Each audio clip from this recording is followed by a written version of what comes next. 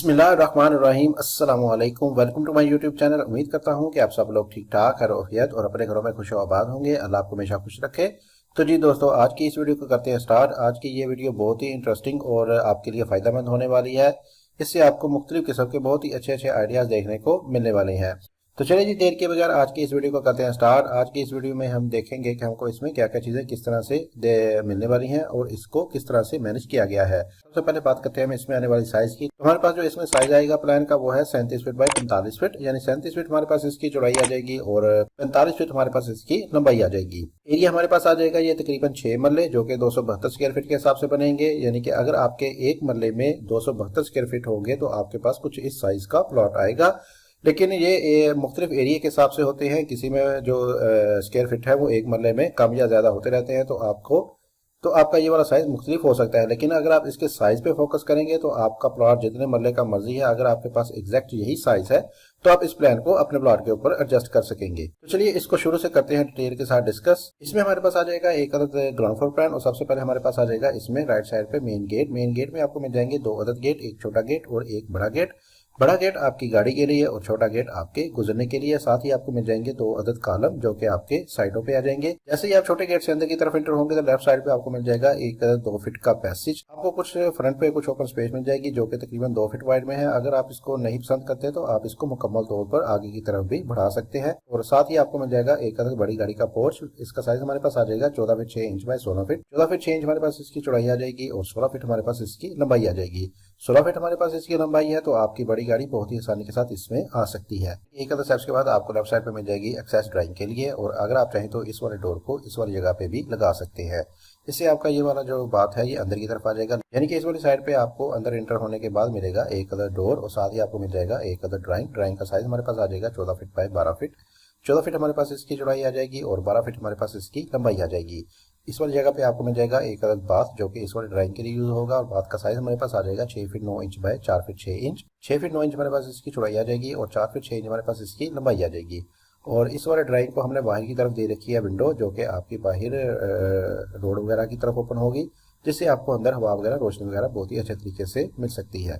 जबकि इस वाले बाथ का वेंटिलेटर हमने रखा है इस वाली जगह पे, यानी कि ये बाहर की तरफ ओपन नहीं होगा।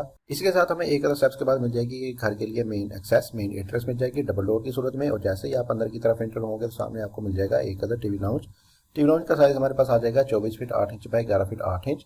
24 फीट 8 इंच हमारे पास ये इधर से लेके इधर तक, और 11 फीट 8 इंच हमारे पास ये इधर से लेके इधर तक का आ जाएगा। यानी कि लंबाई रुख हमारे पास ये तकरीबन 11 फीट 8 इंच का आ जाएगा। इसके अलावा टीवी लाउंज और ड्राइंग के सेंटर में हमने दे रखा है एक अदद आर्च।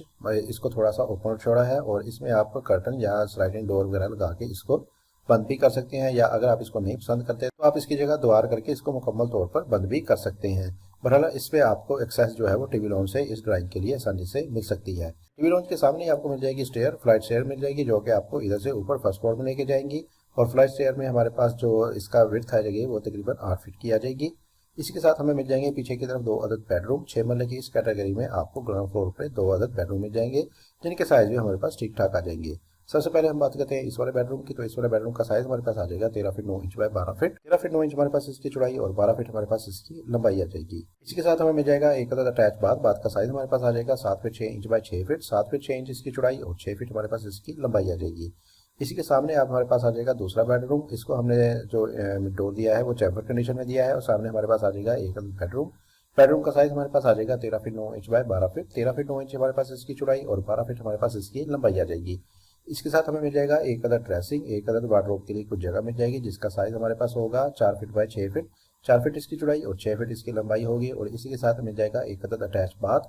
बाथ का साइज हमारे पास आ जाएगा 7 फीट बाय 6 फीट। 7 फीट इसकी चौड़ाई और 6 फीट हमारे पास इसकी लंबाई आ जाएगी। इसके अलावा हमारे पास इधर वाली साइड पे एक अदद रोड है, यानी ये एक अदद कॉर्नर प्लॉट है, तो हमने इधर वाली साइड पे भी दे रखी है 2 अदद विंडो, जिससे आपको अंदर रोशनी वगैरह हवा वगैरह मिलती रहेगी।